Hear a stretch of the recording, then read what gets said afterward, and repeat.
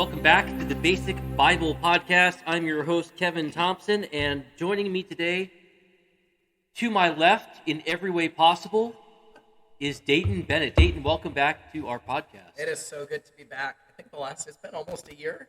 It's been at least a couple months. It's been quite a while. It's probably been about a year. We thought it was safe to bring you back after that last blow up. It's a good chunk of time, yeah. I think the last time we talked about children's ministry. Yeah, you had to do a little bit of cleaning up. That's fine. Yeah, and so we thought maybe people's minds have been erased since then, so it would be okay to bring you back without too much hassle. But anyway, Dayton, for those of you who don't know Dayton's had, man, he is the man of many tricks and trades, teacher, pastor, entrepreneur, and hopefully at some point, author. Yeah, right? Working on that, and it's funny that we're talking about this topic today, because this is actually what I've been working on for quite a while, kind of exegete some of the passages in the Bible about entrepreneurship and business and blessings and seeking those things. So, well, as you just said, our theme today is entrepreneurship. Oh, sorry, I kind of jumped the gun there. You did. That's how you don't have you on the podcast very often. But no, so we do want to talk about entrepreneurship from a Christian perspective, and I thought the best person to do that would be Dayton. And you've been doing this since you were a teenager. Yeah, so 14 years. Yeah. Yeah, I'm getting old. No. Middle-aged. Yeah. I think we have different definitions of old. But anyway, so Dayton, let's just jump right off. And what are we talking about? We're talking about entrepreneurship. What is an entrepreneur? So in the business world, an entrepreneur is somebody that takes a risk and uses their own resources to be able to generate income or doing something on their own. They're not necessarily working for somebody else. They are creating the work themselves. Now, a better working definition that I think would be more applicable for what we're going to be talking about today, entrepreneurship is like a creative act that brings satisfaction to people, and it uplifts and or benefits more people in more ways. So it's going above and beyond just what is required, but you're doing something new or bringing value to people. That, I feel, is a really good definition of what a Christian entrepreneur would do. Well, I like the very fact that you started off with the idea of a creative act, because I think we want to tackle this from a biblical perspective, and I think that goes right back to Genesis, and the whole idea of being made in the image of God. How are we made in the image of God? I borrow this definition from R.C. Sproul Jr., who's going to be on the podcast soon. Actually, not soon for you, but soon for me. I'm recording an interview. That won't be anyway. He talks about the idea of being made in the image of God is fulfilling and using the creative talents that God has given you. And so there he put man in a garden and basically told him to go and flourish and basically replicate what God has done, using what God has done. So here, take and till this land, but use the creative wonders that I've given you to do that. And it's amazing, all the things that just came from that original dirt, that original garden. And now we'll have all the technological advances, all this stuff. So dominion mandate, all about creativity. God has given everybody some sort of creative outlet, different fields for different people. But so at the very beginning, we have this idea of creativity. And so entrepreneurship takes that creativity and then puts it to work in a beneficial and hopefully financially prosperous way. Absolutely. And I don't want to get too ahead of myself because I have some points that I'll make later. But really understanding that God gives us desires in our heart or talents or things that we enjoy doing. And when we lean into those things, we find that they can be sustainable, because if we understand that God has put us on this earth for a specific purpose, and we have the ability to use these gifts or talents to accomplish that, then not only are we glorifying Him, but we're positioning ourselves in a way that we can receive that financial blessing as well. So I tell my students all the time, your goal right now in school is to put yourself in a position where you can use the talents and positions that God's given you. That's the difference between getting a job and having a fulfilling career. You want to put yourself in a position where you can get the job that uses your talent, uses your creativity, And that's the job you get, you know, that doesn't make you want to keep sleeping past the alarm. Absolutely. Yeah, and entrepreneurs really look for two things. It's something you're good at and something you enjoy doing. Right. And again, from the Christian perspective, we call that something that, my gift that I've been given, Right. and something that I find fulfilling. Right. And so when you pair those two things together, you start to really enjoy and to flourish, Yeah. similar to, being placed in that garden and just being told to have at it, use the resources and go crazy, just enjoy Yeah. that and live it up. And that is how we glorify God, by using those talents. It's not necessarily, you think of how do I glorify God in the business world, or how do I glorify God on Wall Street, or wherever. It's using the abilities. It's not necessarily, having to sell a Christian product or putting a fish symbol on every little thing that you put out. Bumper stickers. Right. It's not necessarily being a quote-unquote Christian business, but it's a Christian who is using the talents and abilities God has given him and seeing that flourish. That's what God wants you to do. Absolutely. Yeah. And I do think after working with students from an entrepreneurial perspective, that is definitely something that I feel like a lot of people struggle with. Yeah. It's, I have to create a product or a service that is glorifying to God. And while that is amazing and so needed, there are so many other things that you can Right. do outside of just the product that you make or the service that you provide that honestly glorifies God. Like you creating an audience and being willing to glorify God outside of that is just as important, if Right. not more so, than what it is that you actually make yourself. I think it was Martin Luther. I'm going to butcher this quote. But he said, being a Christian cobbler is not painting a cross on every shoe that you make. It's making the best shoe that you can make. That's how you be a good Christian cobbler. That's how you be a good Christian businessman. It's not necessarily not everything has to be directly ministry related. Sure. But again, using the talent that God has invested in you, and seeing that to its fruition, I think is how we glorify God. Yeah, and I can speak to that a little bit. It's a little bit of a rabbit trail, but this is one of the things I wanted to talk about. Let's just go for it. Let's go for it. Let's do it. So when I've been doing business for 14 years now, and over the years, I really struggled with pricing. And I felt if I charge too much, I am not going to be able to, that's not God honoring. Because that Yeah. feels a little bit like, I'm charging so much money for what it is that I'm doing. I want to be able to make all of these kids smile and be the light to these kids that wouldn't otherwise get it. So I'm going to sell myself short and do that. And that, for me, I feel like was a sense of this false humility, like, okay, I'm doing this in order to honor God. Yeah. But it wasn't really leaning into the talents and abilities that He's Yeah. given to me and putting that trust on Him. And when I made that switch, and I raised my prices a lot, and now I'm not only able to honor God in the work that I do, but having a little bit of extra funds or being able to then take jobs I Right. wouldn't have been able to take before, where they're like, we have this opportunity, and I'm like, you know what? I love your work. I'm going to do it for free, or I'm going to discount you because I can now. Right. And that allows me to then honor God with that. Or I find a group that's, yes, I really believe in the mission that you're pushing right now. That's God honoring. Yeah. That's being able to do good with the resources and the abilities and the talents. And that's not honoring to your family or to your employees. If you're cutting your if we're not cutting your costs, but cutting your prices, you're not bringing in the money that you need to feed your family. You need to pay your employees a decent, fair wage. Yep. And so, while again, it sounds almost kind of sanctimonious to do that. It's not God honoring. It's not honoring your family, your employees, or whole host. Yeah, and I've been doing this part-time for 13 years, and just this last year made the switch to doing full-time work. Yeah. And that was only possible because I raised my prices 50%. Like, that was a Right. huge jump, and the sticker shock is crazy. But then being able to, anytime we contract someone out, or being able to be at home with my kids, they're my first Right. ministry. They're the ones that I should be taking care of the most. And being able to put food on other people's tables, all of that is God honoring. Yeah. And when I do that, it's not only freeing to me, but it creates a bigger impact overall. Right. And so it's really important, I think, for the consumer to realize that. Because I think in a lot of churches and a lot of Christian communities, there's that unspoken expectation. If you've got a business or you've got something going on that you do, whether it's photography or balloons or woodworking and all this stuff, I get that church discount, right? I get that Yep. brother Christian discount. That that sounds great for me, but that doesn't work out again for you, your company, your employees.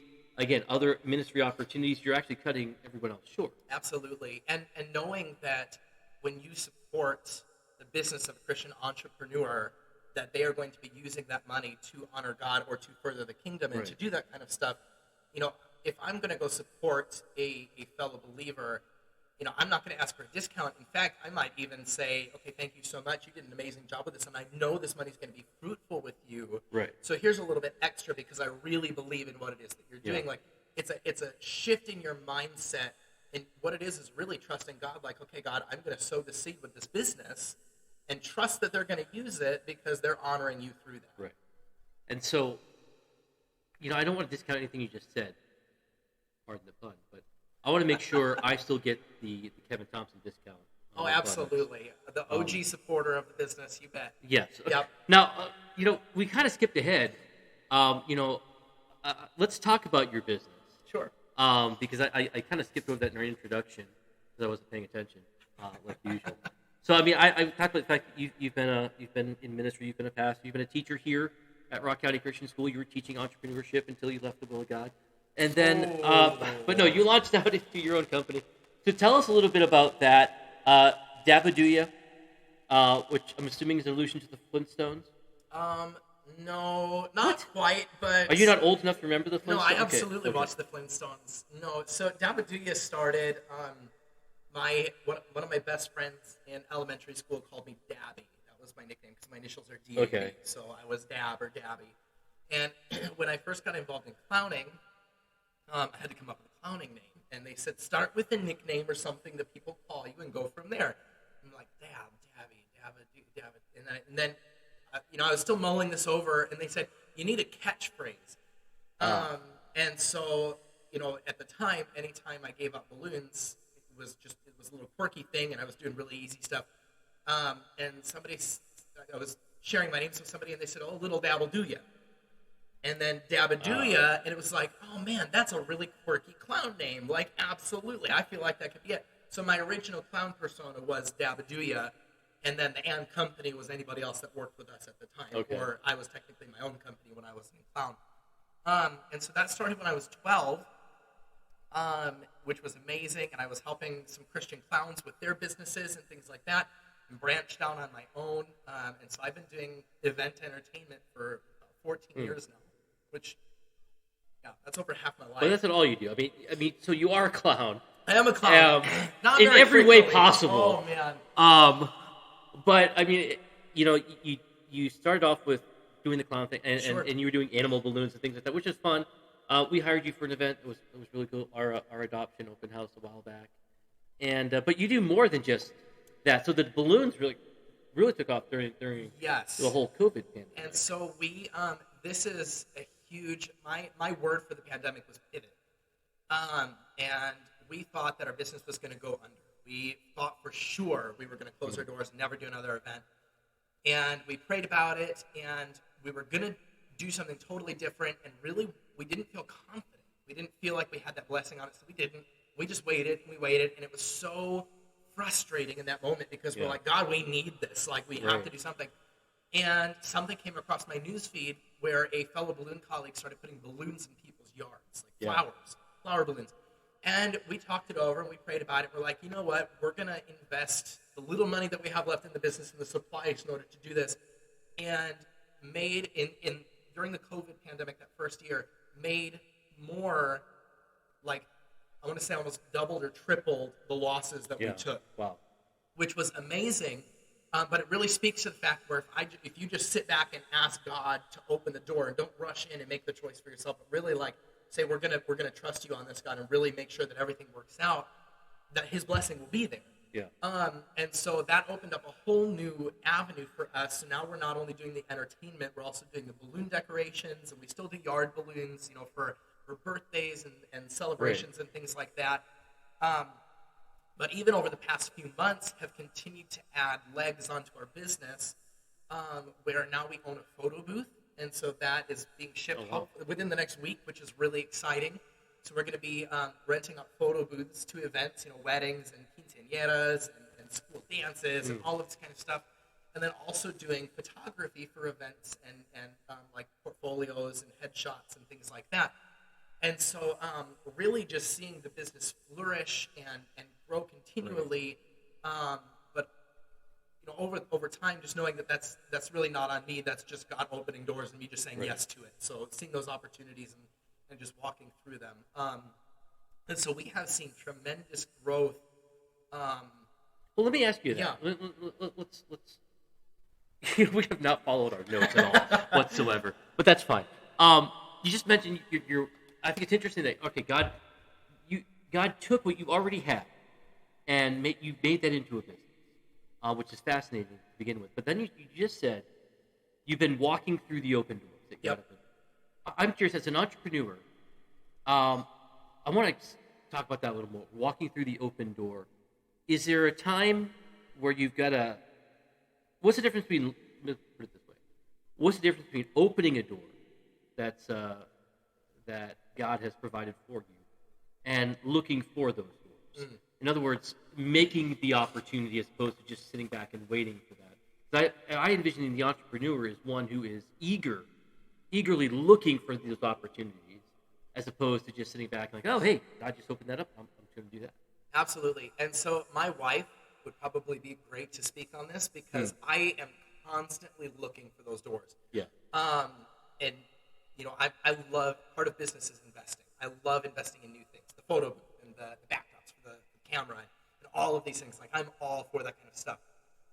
And so you have to understand, like, God provides the opportunity. You still have to do the work to do it. We can't just pray, God, give it to me. That doesn't work like that.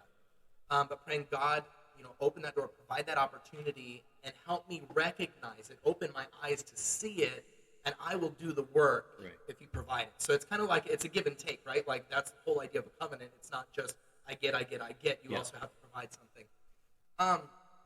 And so really what it is training yourself to be open to opportunities that don't look like what you want. Yeah. And so too often we pray, God, I want X, Y, and Z, when really what he has got in his mind and his will is A, B, and C. Yeah. And if we get so focused on, I am only going to do X, Y, and Z, and I'm going to do it well, and I'm going to push for that, you're going to miss that open door that God actually has for you. So it's actively looking for things, A, that you're not expecting, B, that you might not want to do, but then also when you see that, there has to be a balance of, I'm going to do it quickly, but I'm also going to do it prayerfully, or I'm going to do it thoughtfully. Yeah. And as you do this for so long, you begin to see opportunities differently, where it's like, man, that would be a really great opportunity, but you know what? It just doesn't settle in my spirit. It just doesn't. Yeah. I'm not vibing with it. I don't know if there's a better word for that. That doesn't sound very spiritual. I know, it's like resonating. Resonating is much better. That's better. That's one of those Christian terms we use a lot. Yeah. It doesn't resonate with me. It doesn't set well with me. Or as opposed to, man, I really think this is a great opportunity. One thing that my wife always tells me, put it in your calendar and make the decision 1 week from now. If the opportunity is not going to go away, think about it, pray about it 1 week. Put it on the calendar, revisit it, we'll have another conversation about it then. A lot of times, I get there and I'm like, you know what? It's probably not actually, it doesn't feel like it's actually going to be. It sounded amazing. It was going to be awesome. Not so sure. There are other times where, as we chit-chat about it throughout the week, by the end of that time, or maybe not even before that time, we're like, you know what? This is what we think we should be doing. And we're praying about it. We're considering. We're asking God.